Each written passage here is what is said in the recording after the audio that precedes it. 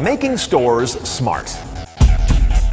Bluetooth beacon technology has been getting a lot of buzz lately, but the area that is at the center of the heat map is their usage in retail stores. The idea is fairly simple. A small device that runs on batteries would be installed on a wall, a countertop, or a ceiling of a retail store, and it could be many of them installed there.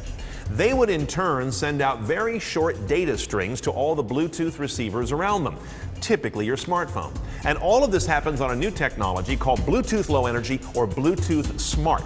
It's different than the Bluetooth you use right now, primarily because it uses very little energy and it doesn't require all that tedious pairing and connection.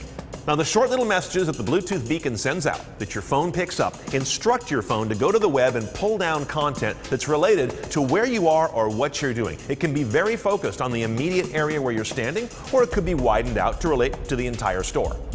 There's store proximity. Beacons could reach out to your phone on the sidewalk, let's say, to urge you to come into a store based on its products, special offers, or your past patronage. Then there's the check-in stage. A beacon just inside the door could trigger a reward for you coming into the store, tailored based on your customer history, and it could also tee up a pre-approved digital payment method for whatever you may buy. Then there's product information. As you stroll the store, the products in it would describe themselves on your phone screen simply by you approaching them.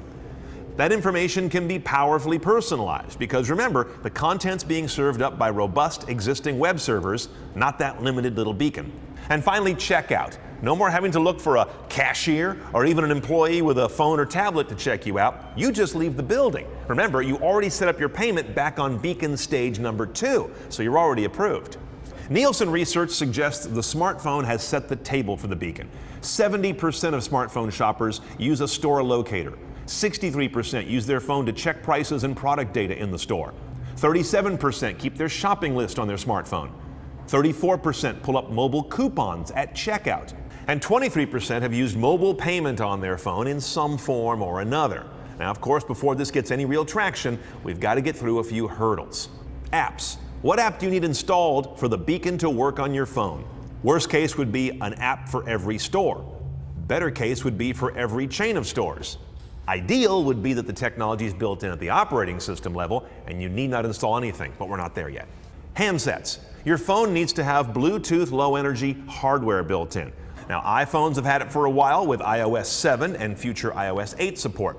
Android, Windows Phone, and BlackBerry have been supporting it at the operating system for a while, but it's going to be a while before it's ubiquitous on Android handsets. Not until 2018 will we get to maybe 90%. And finally, there's trust. There's a lot going on here that might spook consumers. This idea of automatically being logged in when you enter a store, having your personal preferences linked to your visit, automatic payment already being authorized, that could spook as many consumers as it delights if it's not handled well. This is a good place for merchants to be just as sensitive and respectful as they are innovative. But I know this, every shopper I've encountered would have a much better time in the store if they could identify what they want, find it within the store's geography, and pay and get out of there without any delay or friction. So beacons have a definite possibility for next big thing status.